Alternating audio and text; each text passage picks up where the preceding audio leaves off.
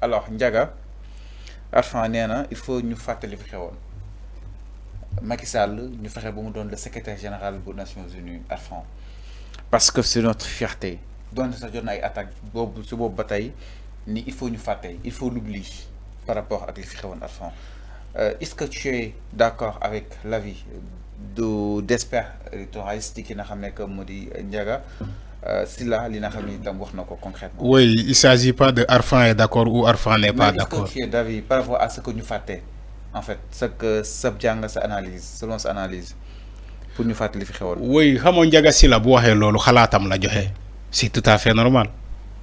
tweet Macky Sall laa doon xool dafa tweeté léegi. moom laay doon xool ni ci compte X bi moom la tweeté lii Macky Sall.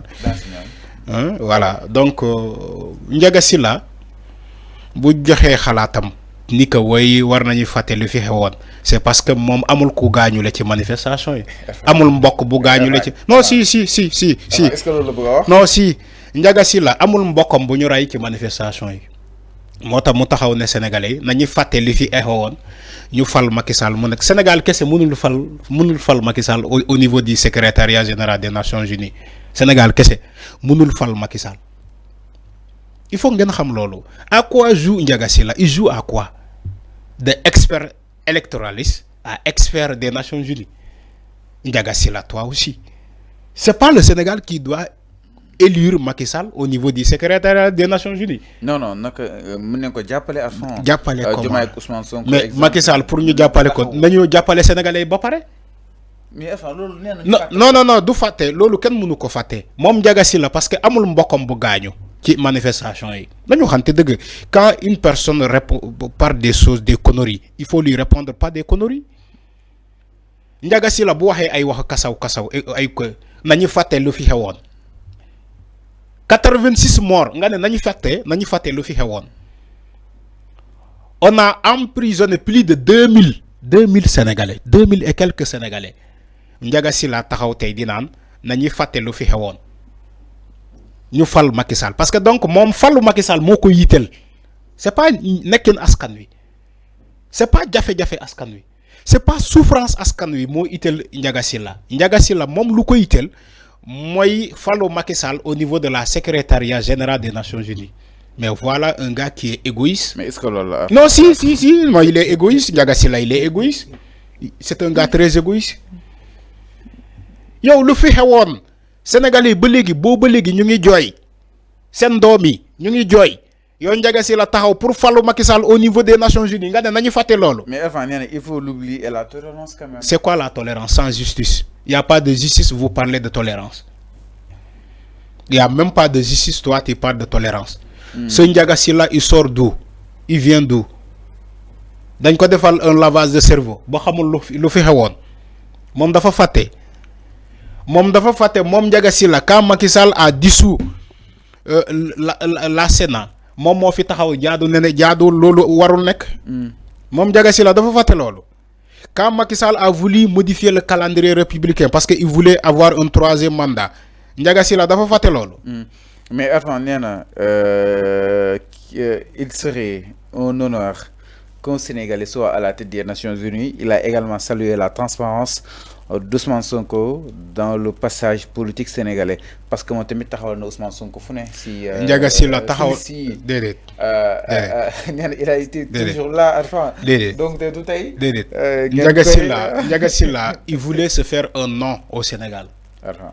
Il voulait se faire un nom parce que ñu bëri xamuñu ko woon. Il a profité des moments où Macky Sall faisait le sale boulot de dissoudre la Sénat en pleine préparation électorale. Macky Sall dissoudre la Sénat mu profité ci loolu moom Ndiaga Sylla mu ne jaaduwul mu dénoncer tout ça il a même je crois dugaloon na recours au niveau de la Cour suprême moom Ndiaga Sylla après recours am mujjul aboutir mais il a profité des moments là pour se faire un nom. Non honnêtement Ndiaga Sylla les gens ne le connaissaient pas ci jamono boobu. Alors si ce Ndiaga Sylla là. Enfin dagguma nous y restons toujours selon Ali Fall Macky Sall n'a pas sa place à la tête de l'ONU. Mais ce serait un président dangereux non au maquisard.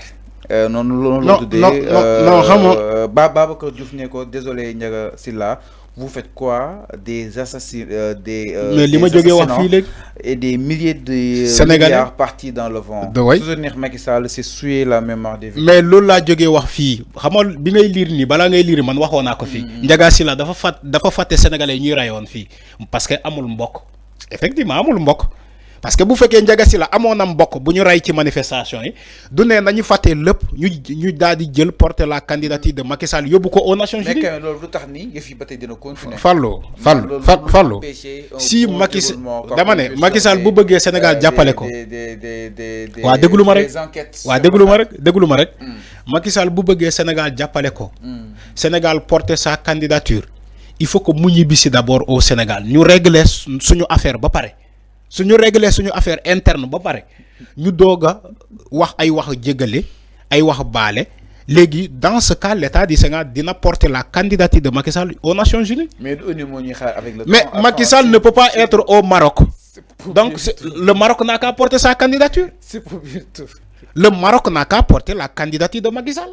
parce que il vit au Maroc il vit pas au Sénégal. Le Maroc doit porter la candidature de Macky Sall. Alors enfin.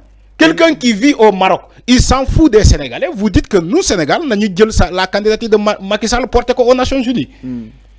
S'il veut que les Sénégalais, l'État du Sénégal, porte sa candidature, il faut rentrer au pays. Mon Macky Sall, il doit rentrer d'abord au pays. On règle cette affaire-là. Bon, nous pareil. Dans ce cas, nous djégale, nous balé. Si le gouvernement ou l'État du Sénégal est prêt pour porter sa candidature, nous portons quoi? Mais il ne peut pas être en France, au Maroc. Après, vous nous dites, nous, Sénégalais, non, on doit porter la candidature de Macky Sall aux Nations Unies. Comme le dit Ndiaga Sylla. Ndiaga Sylla, mom, dañ ko defal lavage de cerveau. Parce que amul mbokom bu gañu ci manifestation yi. Amul mbok Ndiaga Sylla bu disparaître ci les manifestations. Amul jigéen Ndiaga Sylla bu ñu violer ci les manifestations. Mota Ndiaga Sylla di wax li. Alors, gis naa tey Direct News mu ne Macky Sall semble dire au duo Sonko Diomaye parrainer ma candidature sur nos rendez-vous en 2029. Oui, mais ñi dañ ko xiif. 2029 parrainer ma candidature sur nos rendez-vous en 2029. xam nga Macky Sall bu ne 2029 ñu ne du baax Sonko ak Diomaye su Macky Sall. mais du Sonko ak Diomaye ñoo ko dóor. ñoo ko dóor ba wulli ko. du Sonko ak Diomaye ñoo ko dóor ba wulli ko. mais la nga wax ci Direct News. waaw Direct News laay tontu di. parrainer ma candidature. waaw pour rendez-vous en 2029. dama ne. maanaam Macky nee na. dama ne kon Macky bëgg naa wax ni. waaw léegi Macky kan moo ko gagné élection 2024. kan moo gagné Macky Sall élection 2024. du Sonko ak Diomaye. mais instant bi Macky dafa am commencé à benn. dama ne ndax non il faut répondre à la question. Je suis d'accord si Macky Sall veut être candidat il n'a qu'à être un candidat en 2029 parce que ici Fallou.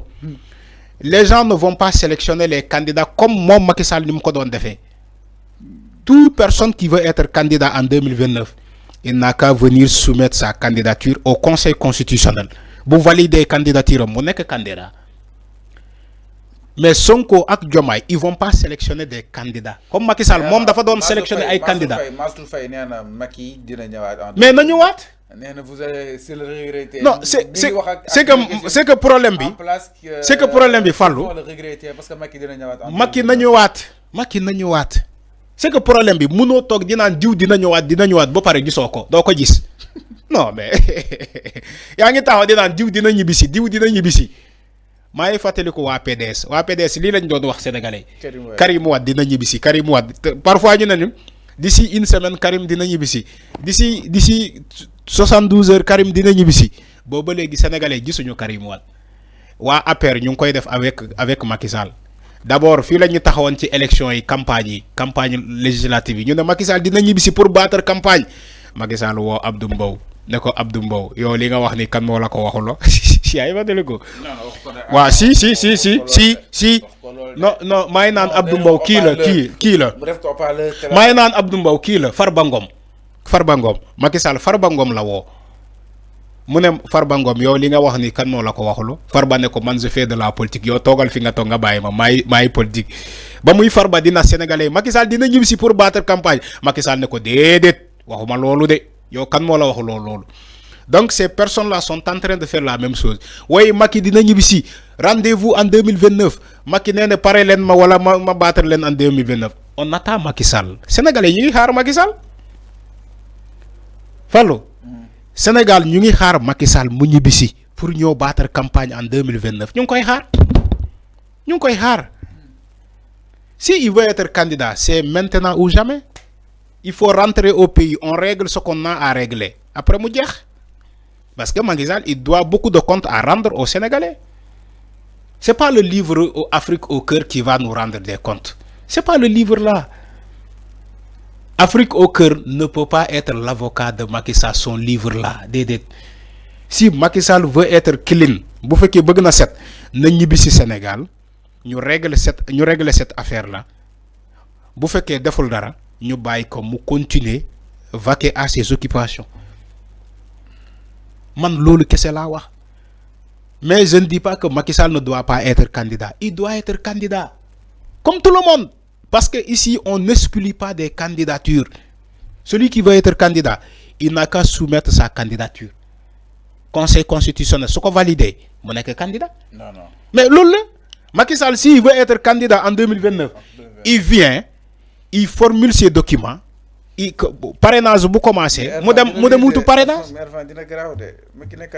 dama ne du graw parce que Macky Sall lañuy gagner en 2024 du Sonko ak Diomaye ñoko gagner en tout temps si popularité mi yegg na Arfan popularité mo yegg fa Alioune Tine réagir na waaw garde à vue bu ki voilà man kay Alioune Tine moo tax ma ne la découragé wu ma man Alioune Tine lay xaar mu bind waaw waaw liiral ce que Alioune Tine lu mu wax rek. alors mi non exactement. man moom duma bàyyi kenn de dinaa leen waxloo ba ñu bind. Alioune Tine Afrikajom Center réaction sur la situation judiciaire de plusieurs acteurs politiques dans une déclaration publiée sur le NI.